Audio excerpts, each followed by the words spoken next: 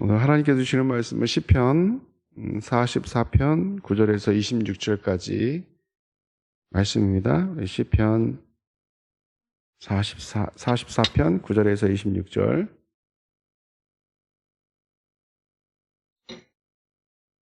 같이 한 목소리로 함께 봉독하시겠습니다. 그러나 이제는 주께서 우리를 버려 욕을 당하게 하시고 우리 군대와 함께 나아가지 아니하시나이다. 주께서 우리를 대적에게서 돌아서게 하시니 우리를 미워하는 자가 자기를 위하여 탈취하였나이다. 주께서 우리를 잡아먹힐 양처럼 그들에게 넘겨주시고 여러 민족 중에 우리를 흩으셨나이다. 주께서 주의 백성을 헐값으로 파시며 그들을 반값으로 이익을 얻지 못하셨나이다.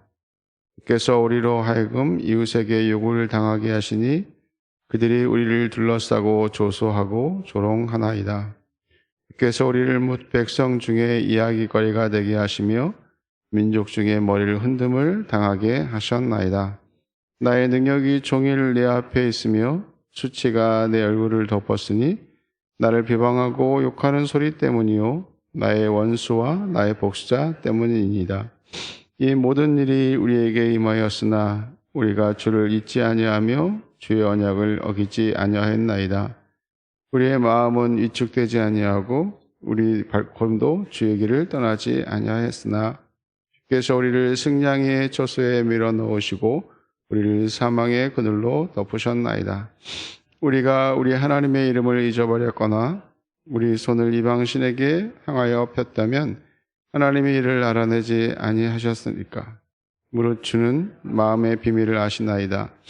우리가 종일 주를 위하여 중임을 당하게 되며 도살할 양같이 여김을 받았나이다. 주께서 어찌하여 주무시나이까? 일어나시고 우리를 영원히 버리지 마소서. 어찌하여 주의 얼굴을 가리시고 우리의 고난과 압제를 잊으셨나이까? 우리 영혼은 진토 속에 파묻히고 우리 몸은 땅에 붙었나이다. 일어나 우리를 도우소서. 주의 인자하심으로 말미암아 우리를 구원하소서. 아멘. 기도하겠습니다. 하나님 감사합니다. 이 새벽에 우리를 부르셨고 귀한 말씀으로 은혜 주시려고 우리 함께 하신 줄로 믿습니다. 이 시간 하나님 우리의 마음의 문을 열게 하시고 하나님 말씀을 듣게 하셔서 그 말씀을 따라 오늘도 주님 안에서 승리하는 하루 되게 하여 주옵소서. 이 시간 함께 하실 줄 믿습니다. 예수님의 이름으로 기도하옵나이다. 아멘. 우리가 세상을 살아가면서 고난이라는 것, 또 어려움이라는 것들이 다가올 때가 있습니다. 그리고 그 일로 인해서 막막함 많이 느껴보셨을 거란 생각이 듭니다. 저도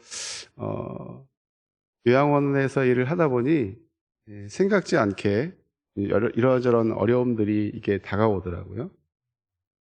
사람들로 인한 어떤 그런 부분들도 있고 여러 가지 어려움이 왔을 때 제가 할 수 있는 일과 할 수 없는 일들이 분명히 있더라고요. 그럴 때 하나님께 기도할 수밖에 없겠죠. 하나님 앞에 기도하고 나아가고 또 제가 할 수 있는 부분은 하지만 여러 가지 어려움이 이렇게 다가올 때 오늘 시편 기자는 이처럼 막막함, 힘듦, 어려움 오늘 말씀을 보면 주께서 우리를 대적에게서 돌아서게 하시니 우리를 미워하는 자가 자기를 위하여 탈취하였나이다. 그리고 우리를 잡아먹힐 양처럼 그들에게 넘겨주었다. 여러 민족 중에 흩으셨다. 그리고 그의 이름을 파셨다. 이렇게 말씀합니다. 고난이 왔을 때 이렇게 힘듦이 왔을 때 정말 하나님이 살아계신가 하는 생각도 들 때가 있습니까? 없습니까? 있습니다. 목사인 저도 하나님 왜 기도 이렇게 열심히 기도하는데 응답하지 않으십니까? 왜 잠잠하고 가만히 계십니까? 답답합니다. 정말 하나님 살아계십니까? 라고 하는 생각이 그렇게 불신이 들 때도 불쑥불쑥 있습니다. 그리고 하나님께서 나를 버리지는 않으셨는가? 또한 내가 무슨 죄가 있어서 우리 어르신들 그런 말씀 우리 어머님 많이 하시더라고요. 힘듦이 없고 어려움이면 내가 무슨 죄를 져서 이런 어려움이 오는가? 내가 이런 죄를 졌나? 저를 졌나? 이런 생각들 때문에 힘들어하시는 우리 어머니도 가끔 뵙고, 저도 이렇게 어려움이 올 때 내가 무슨 죄를 졌나? 왜 이런 일이 다가왔지? 왜 아무리 기도해도 들으시지 않지? 라고 하는 답답함, 힘듦이 있습니다.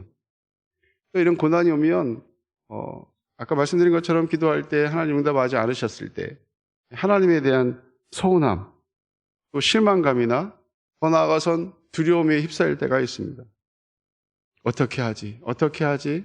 하면서 힘들게 그렇게 나아가는 우리의 삶을 봅니다. 오늘 시편 기자는 계속해서 푸념만 한 것이 아니었어요. 고난이 왔을 때, 막막함이 있을 때, 어려움이 왔을 때 우리가 하나님 앞에 어떻게 나아가야 할 것인가 이게 보여주고 있습니다. 우리 17절 말씀 같이 한번 읽어보겠습니다.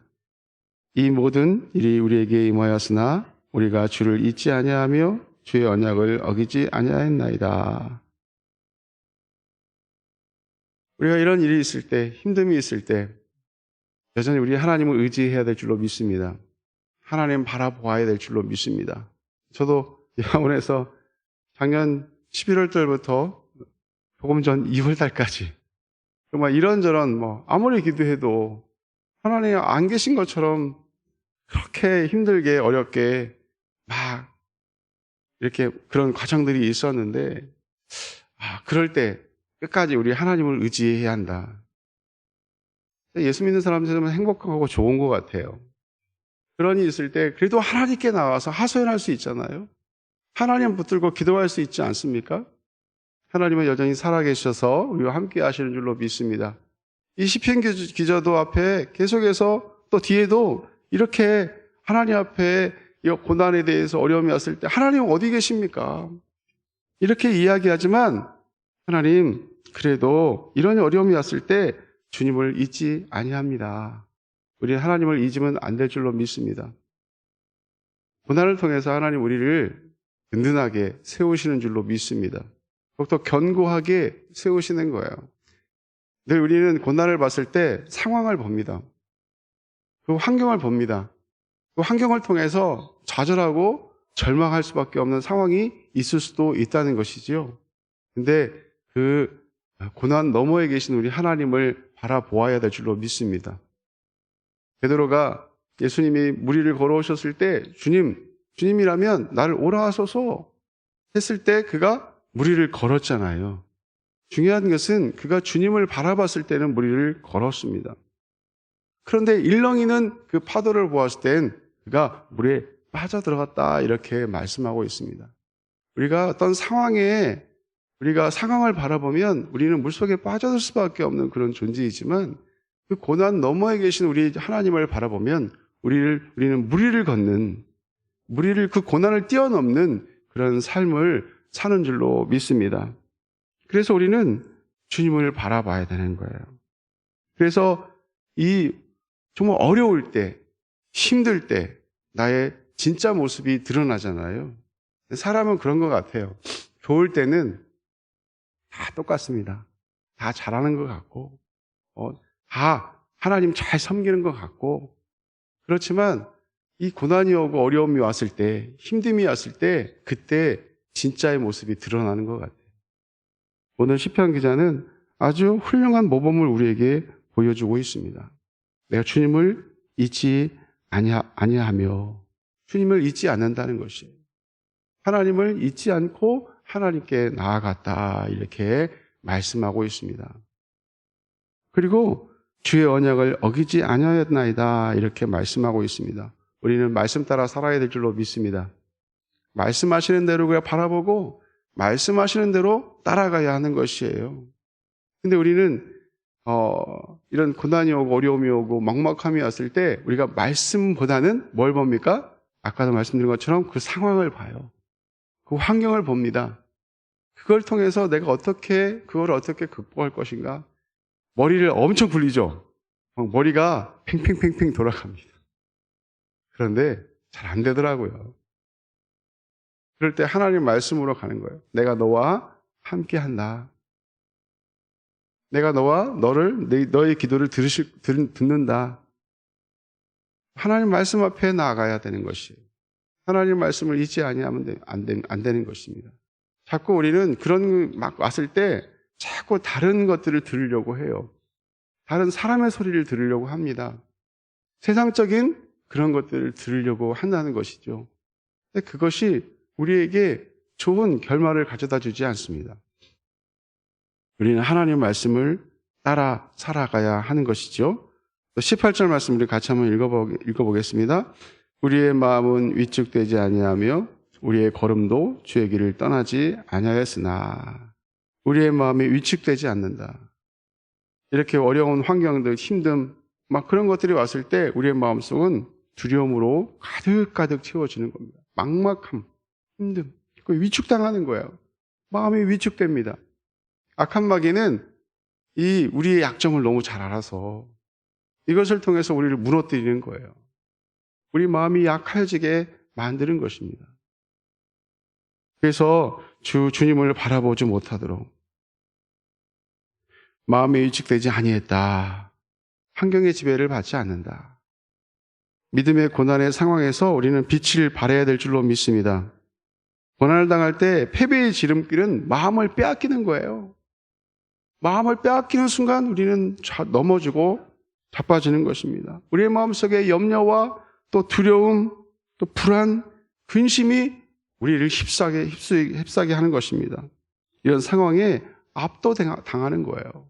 그럼 오늘 시편 기자는 우리의 마음은 위축되지 아니한다. 이렇게 말씀하고 있습니다. 그리고 우리 걸음도 주의 길을 떠나지 아니했다. 이렇게 말씀하고 있습니다. 우리는 주의 길을 떠나면 안 될 줄로 믿습니다. 끝까지 주님 바라보고 주님 안에서 한 걸음 한 걸음 나아가는 거예요. 오늘도 하루를 이렇게 살아가면 진짜 막막한 상황이 올 때도 있습니다. 그러나 그걸 통해서 우리는 우리의 마음이 위축되면 안 될 줄로 믿습니다. 하나님을 잊으면 안 될 줄로 믿습니다. 주의 말씀을 잊으면 안 되는 것이에요. 오직 주님 바라보면서 한 걸음 한 걸음 걸어 나가야 하는 것입니다. 그것이 하나님의 자녀가 하나님을 붙들고 나아가는 방법이에요. 우리 26절 말씀 같이 읽어보겠습니다. 일어나 우리를 도우소서 주의 인자하심으로 말미암아 우리를 구원하소서. 끝까지 하나님을 의지하는 것입니다. 끝까지 주님 부르시는 그날까지 우리는 한 걸음 한 걸음 주님을 향해서 나아가는 것이에요. 우리가 26절 이전의 말씀들을 보면 정말 너무너무 힘듭니다. 너무너무 어렵습니다. 이렇게 고백을 합니다. 그러나 결론은 하나님의 자녀는 하나님 바라보고 나아가는 것이에요. 하나님 우리를 잊지 않는 줄로 믿습니다. 그 상황을 통해서 우리가 더욱더 정말 큰 정금같이 나아가기를 원하시는 것입니다. 우리가 많은 일들을 경험해요. 저도 마찬가지지만 아까도 서두에도 말씀드렸지만 이렇게 4개월을 돌아보면 제가 이제 이쪽에 와서 한 2년 이렇게 돌아보면 많은 여러 가지 어려움들이 있어요. 우리가 그 상황 그때는 잘 몰라요. 시간이 지나고 보니 하나님의 도우심이었구나. 하나님께서 이것 때문에 이런 고난을 나에게 주시는구나. 그걸 보게 되는 것이에요. 우리는 아까도 말씀드린 것처럼 고난 너머의 하나님을 우리가 바라보아야 될 줄로 믿습니다. 십자가 너머에 영생이 있는 것처럼 우리가 주님을 바라보면서 고난을 한 걸음 한 걸음 잘 이겨나가면 하나님의 귀한 자녀로 아름답게 우리가 하나님께 쓰임받을 줄로 믿습니다. 오늘도 이 말씀